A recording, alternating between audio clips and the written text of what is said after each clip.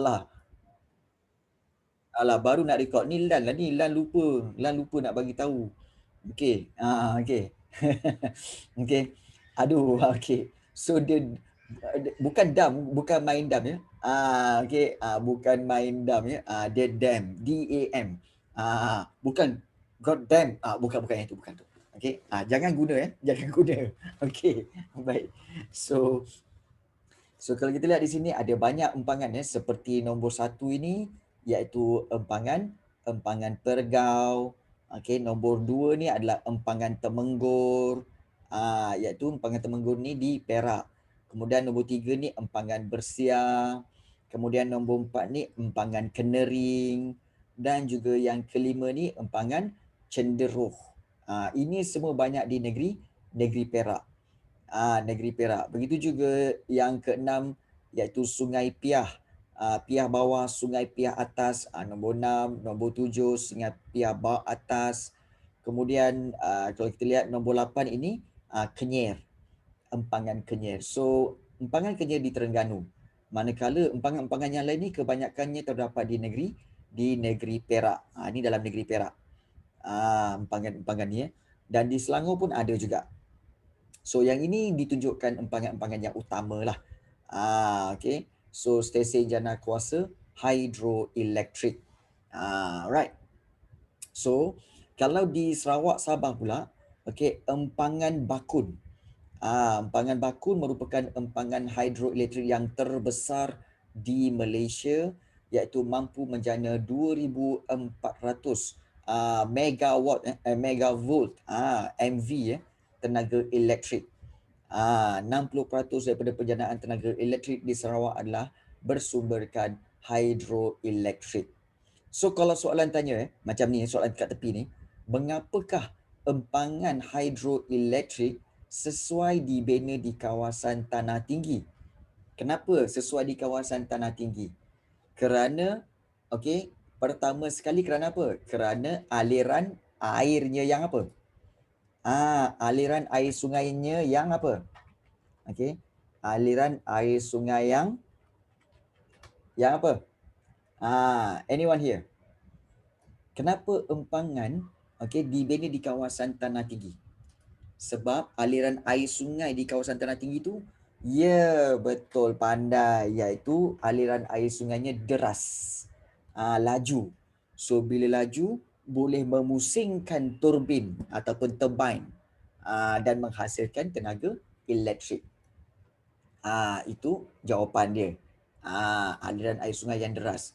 So soalan nombor 2 bawah tu, apakah risiko pembinaan empangan di kawasan ini? Apakah risiko? Apakah kita katakan negative side apabila membina empangan di kawasan di kawasan tanah tinggi? Anyone here? Apakah risiko dia?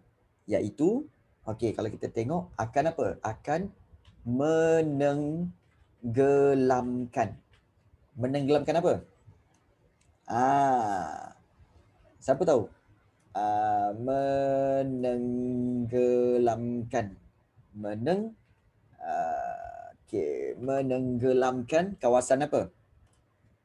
Menenggelamkan kawasan menenggelamkan kawasan hutan dan habitat flora dan fauna. Betul tak? Setuju tak? Betul tak? Apakah risiko perbedaan? Yes. Okey. Sebenarnya kawasan tu tak tenggelam, air dia je mengalir. Tapi bila buat empangan, air itu akan naik dan menenggelamkan kawasan bukit bukau yang rendah-rendah tu tenggelam. So ini menenggelamkan kawasan hutan dan akan menenggelamkan habitat, iaitu tempat tinggal flora dan fauna. So binatang-binatang yang ada kat situ terpaksa lari pergi ke tempat lain. Jadi ini telah memusnahkan habitat flora dan fauna lah. Okay. Jadi ini antara risikonya, memusnahkan. Kita boleh tambahkan lagi, memusnahkan habitat flora dan fauna. So ini dua jawapan yang telah cikgu letakkan di sini. Dan kalau katakan kamu boleh take note kat sini, bolehlah tulis secara pensel je kat situ je. Mana tahu nanti kalau dalam kelas PDPR cikgu kamu tanya, dah tahu dah jawapan dia apa. Okey. Dah tahu jawapan dia apa ya.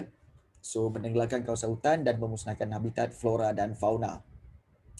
So di sini adalah 9, 10, 11, 12 itu adalah empangan-empangan yang terdapat di Sabah dan Sarawak. Dan kalau kita lihat, inilah dia yang dikatakan empangan baku dia. Okey, cikgu, apa jadi kalau one day the whole flora and fauna pupus? You mean in Malaysia ke ataupun worldwide? You mean in Malaysia ke ataupun the whole world? Yang mana satu kamu punya? Okey, worldwide. Okey, kalau kita katakan kepupusan flora and fauna secara worldwide, okey, bukan. Masalah generasi akan datang takkan tahu, itu satu hal. Tetapi yang paling penting apabila flora dan fauna musnah semua, maka manusia pun pupus, betul. Sebab tidak ada bekalan makanan, itu satu. Yang kedua, betul, iaitu apa tahu? Okey, tumbuh-tumbuhan ini membekalkan oksigen kepada kita. Kalau tak ada pokok-pokok ni semua, maka kita tak akan ada oksigen. So kita akan hidup dengan carbon dioxide. So lama kelamaan kita akan pupus. Sebab kita tak boleh hidup dengan carbon dioxide. Kita kena hidup dengan oksigen. Betul tak? Jadi oksigen datang daripada siapa? Datang daripada tumbuh-tumbuhan. Jadi penting untuk memelihara tumbuh-tumbuhan ini. Okey. Bagus soalan tu, Safia. Bagus soalan tu. Baik. Kalau yang lain ada soalan, sila bertanya. Jangan malu, jangan segan. Kan? Cikgu kau ni biasa-biasa je. Nampak macam artis tapi bukan artis. Bukan. Nampak je. Okey, baik. Okey. Nampak je tapi bukan.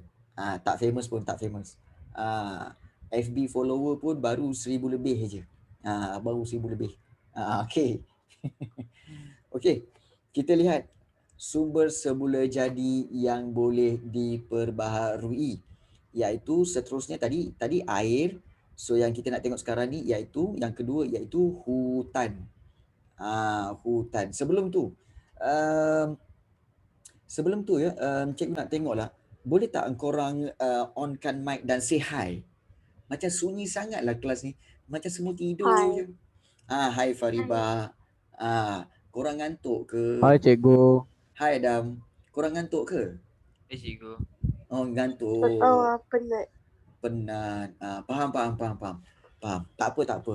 Cikgu akan pergi slow, kemudian kita jalan-jalan kita jalan-jalan. Lapar pun ada, mengantuk pun ada. Cikgu tahu, PDPR cikgu tak nak push kamu. Kamu just terima je apa yang ada, kemudian nanti kita pergi jalan-jalan kan. Kita pergi jalan-jalan Sian korang. Kalau korang ada dekat depan cikgu ni, okey, dalam kelas kita ni ramai-ramai ni, okey, cikgu usap kepala korang. Sian dia. Sorang-sorang sian dia. Kan. Ya, McDonald tak apa. Nanti cikgu belanja korang McDonald cikgu belanja korang McDonald. Okey, cikgu akan beli fries, ambillah seorang sebatang. Ya. Beli fries, ambillah seorang sebatang. Tak apa. Seorang sebatang tak bankrupt lagi. Seorang sebatang dia kalau seorang satu set tu bankrupt lah. Tapi kalau seorang sebatang rasanya tak bankrupt lagi. Okey. Alright. Kan. Seorang sebatang fries kalau tak cukup separuh batang. Kalau tak cukup mungkin kita boleh patah dua bagi kat kawan bagus idea tu. Okey. Baik. Bagus idea tu. Okey, baik. Kita sambung, okey. Kita lihat hutan. Contoh jenis hutan dan tanah serta lokasi dan sumber hutan yang terdapat di Malaysia. Malaysia ni kita tahu ada hutan hujan tropika, ada hutan paya air tawar, ada hutan paya air masin, kemudian ada hutan gunung, kemudian ada hutan pantai. Nampak ada 5 Ada 5 tau, ingat Ada hutan hujan tropika, ada hutan gunung, ada hutan paya air tawar, paya air masin dan hutan pantai. So ada 5. Jenis hutan dia. Okey. Baik. So kita lihat satu-satu, iaitu hutan hujan tropika. Kita lihat sini hutan hujan tropika. Okey, jenis tanah dia alluvium dan juga tanah laterit. Baik. Nak kenal tanah alluvium dengan tanah laterit ni senang aja.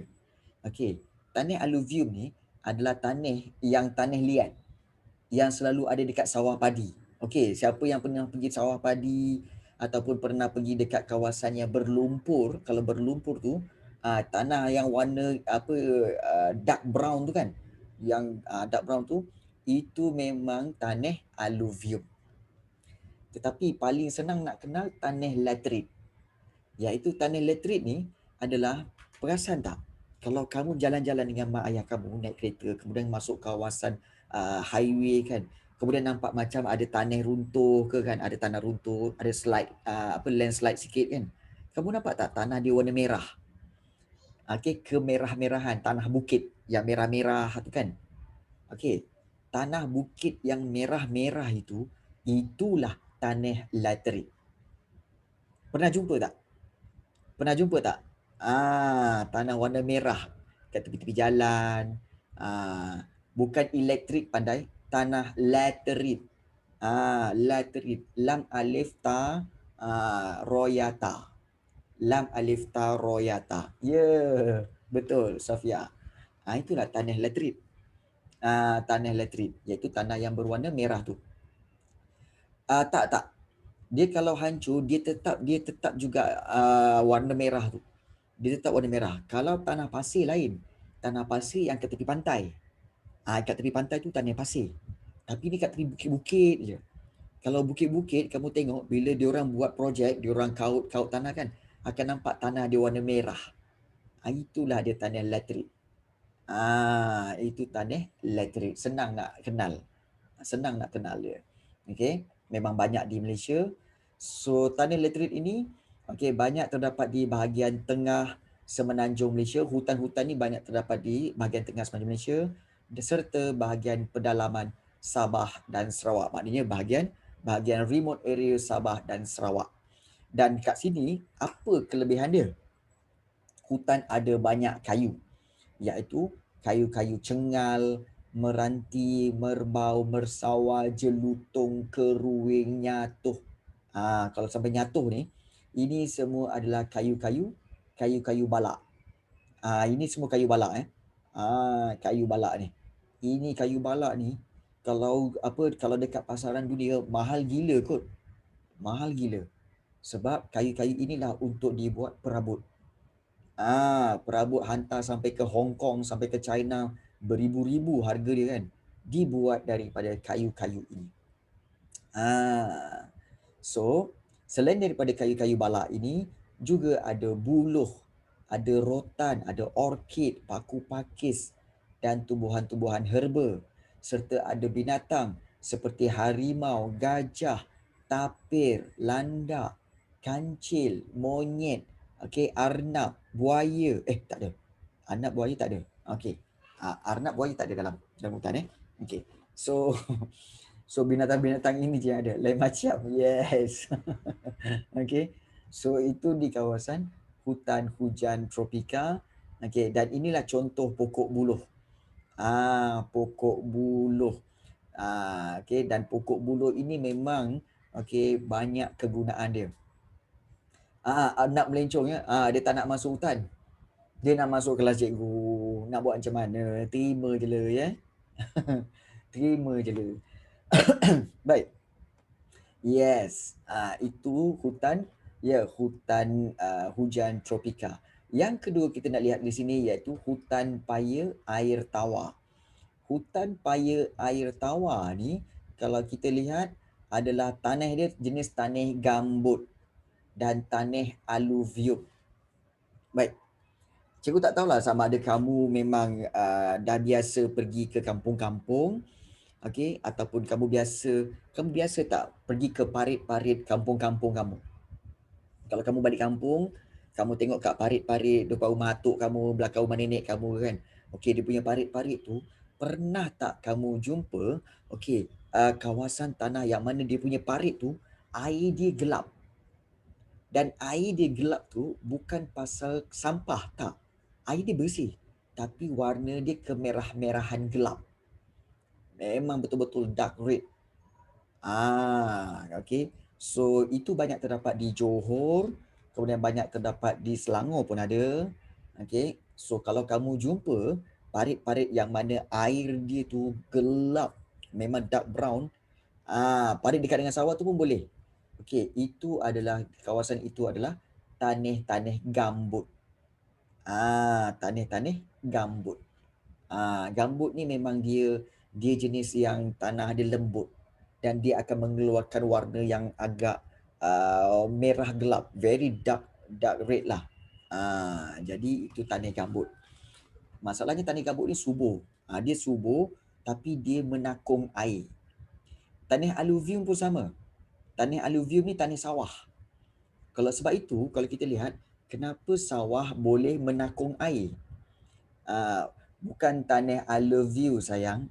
Tanah aluvium. Aku dus-dus jugalah si Adam ni kan. Okey, baik. Okey, baik. Ke situ pula engkau ya, kan? Baik. Tanah serabut Tanah serabut. Tanah gambut bukan serabut. Baik. Kita lihat lokasi dia iaitu di Tasik Chini, Tasik Bera. Banyak tasik-tasik ya. Di Rompin dan Pekan. Kemudian Sabak Bernam dan Tanjung Karang di Selangor. Dataran Hilir Perak, sekitar Sungai Lupar dan Sungai Rajang. Ini semua kawasan hutan paya air tawar. Tempat-tempat yang menakung air. Dan kat situ hutan dia ada pokok-pokok seperti pokok mengkuang, pokok nipah, palma, keladi air, putat, palas, keriang, meranti jaya dan semayur. Ini pokok-pokok besar dan ada ikan lah seperti ikan air tawar, katak, ular, biawak, buaya, burung dan juga kera. Okey. Baik, ini adalah contoh pokok mengkuang. Dan kalau kamu perhatikan kat sini juga ada dia punya kawasan takungan air. Nampak tak kawasan takungan air ni? So ini adalah paya air tawar. Ini di kawasan paya air tawar dan kita tahu bahawa paya air tawar ni banyak memberikan banyak memberikan ikan air tawar seperti ikan-ikan seperti ikan keli, ikan sebilang, ikan haruan, ikan apa lagi ya? Banyaklah jenis ikan. Banyak jenis ikan di kawasan paya air tawar. Dan kalau kita lihat seterusnya, hutan, ikan haruan. Yes. Okey, hutan paya air masin. Okey, hutan paya air masin, kita tahu hutan paya air masin ni means hutan ini mesti berada di tepi laut. Baik, apa beza pokok hutan tropika dan paya air tawar dari segi ciri-ciri dia? Sebenarnya, ciri-ciri dia sangat berbeza.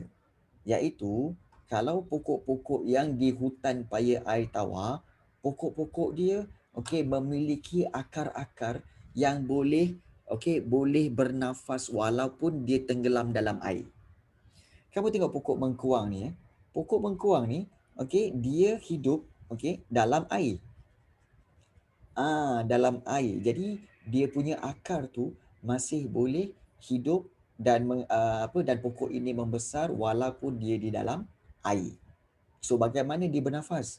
Dia bernafas melalui celah-celahan akar dan juga daun-daun dia. Manakala pokok-pokok di hutan kayu balak ni, hutan tropika ni, dia tak boleh bertakung air, nanti dia mati. Nanti dia mati. Jadi itu perbezaan yang sangat ketara antara hutan tropika dan hutan paya air tawar. Dan ada soalan tanya, ikan air tawar dengan ikan air masin mana lagi sedap dimakan? Dia sebenarnya sedap dimakan bergantung kepada masakan dia. Bergantung pada masakan dia. Kalau dimasak sedap, sedaplah dia. Kan. Tapi bagi cikgu, kalau ikan-ikan ni dia paling sedap kalau dibuat sambal. Sambal ikan. Kan. Ya, betul Amira kan. Masak apa pun.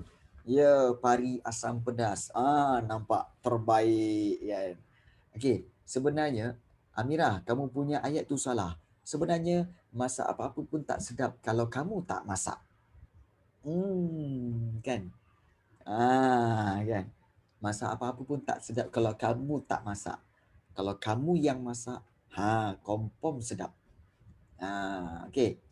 Ah, tak, tapi ya ke boleh masak ke? Orang perempuan sekarang boleh masak ke? Ha, Tak. ya. Fariba yang jawab. Fariba yang jawab. Tak, cikgu cakap orang-orang perempuan zaman sekarang, generasi-generasi muda kamu ni, pandai ke masak? Takut apa tahu? Takut nanti masak air pun hangit. Masak air pun hangit? Macam mana tu? Cuba cerita sikit. Masak air pun masak air pun hangit, jahanam. Kan?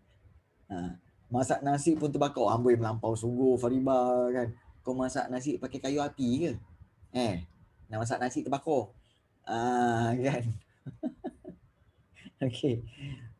Zaman sekarang lelaki yang masak. Betul? Masak air terus air hilang. Kau nak tunggu air tu masak sampai bila? Sampai air berwarna kuning. Konon macam goreng-goreng ikan. Kalau maknanya kalau goreng ikan warna kuning dah masak. Maknanya kalau masak air kena tunggu air tu kuning baru dia masak. Memang tak jadilah.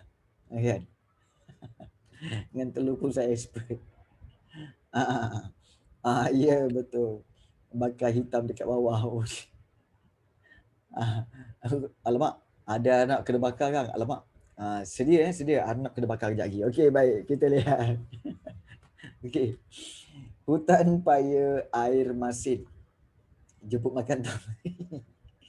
Hutan paya air masin. Kita lihat, kita ada tanah gambut dan tanah aluvium, tetapi tanah yang sama seperti tanah hutan paya air tawar. Cuma kedudukan dia yang berbeza, iaitu dia terletak di pinggir-pinggir laut. Seperti dia di Laut Matang, Perak, larutnya sebahagian pantai Kuala Selangor, Pantai Samarahan, Sadun di Sarawak dan juga Delta Labuk, Sugut di Sabah.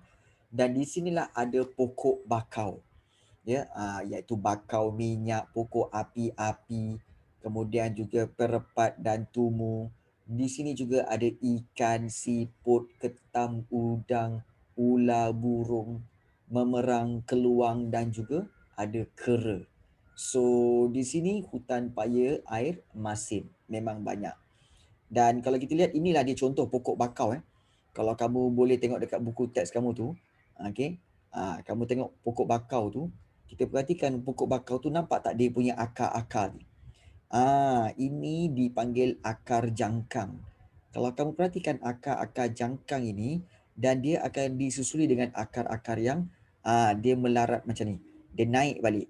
Kemudian larat naik balik. Kemudian larat lagi, dia naik lagi. So, kamu tahu dia ada akar jangkang dan juga akar yang tinggi-tinggi ini dipanggil akar ceracap. So, ada dua jenis akar. Akar jangkang maknanya dia macam terkangkang lah. Pokok tu macam terkangkang kan. Akar-akar dia akar jangkang dan juga akar kita kata ceracap. Nampak tak? Ni pokok bakau ni, ni akar dia. Dia jangkang ataupun macam mengangkang lah macam tu.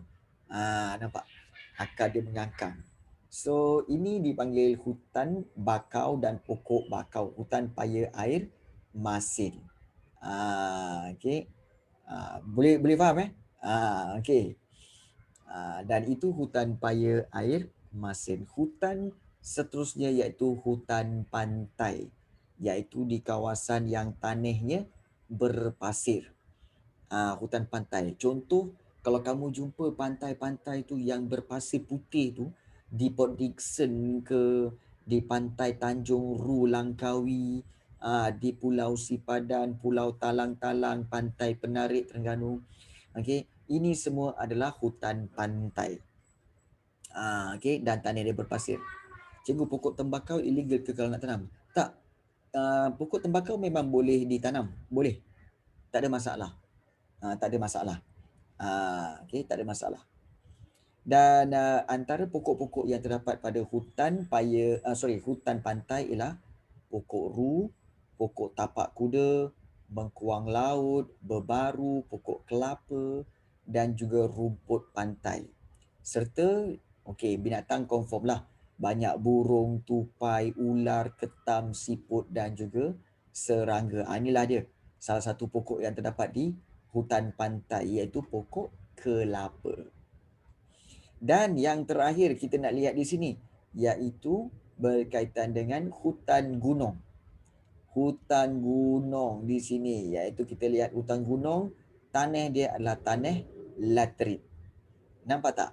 Okey, tanah laterit, hutan gunung, dan terdapat di Gunung Kinabalu, Pergunungan Iran, Gunung Jerai dan Gunung Tahan di Pahang. Dan antara pokok-pokok yang terdapat di sini iaitu pokok Rafflesia, periuk kera, pokok renek, paku pakis, lumut dan kulam pair. Ini pokok-pokok kecil-kecil yang ada dekat atas gunung. Dan binatang yang ada kat atas tu ialah siamang, ular, burung, serangga, musang dan juga harimau dahan. Kalau ada yang tanya, cikgu, siamang ni macam mana cikgu? Siamang ni sebenarnya dia macam kera, macam monyet sikit lah, tu siamang. Tapi bunyi dia lain sikit. Bunyi siamang lain sikit. Dia bunyi macam ni tau.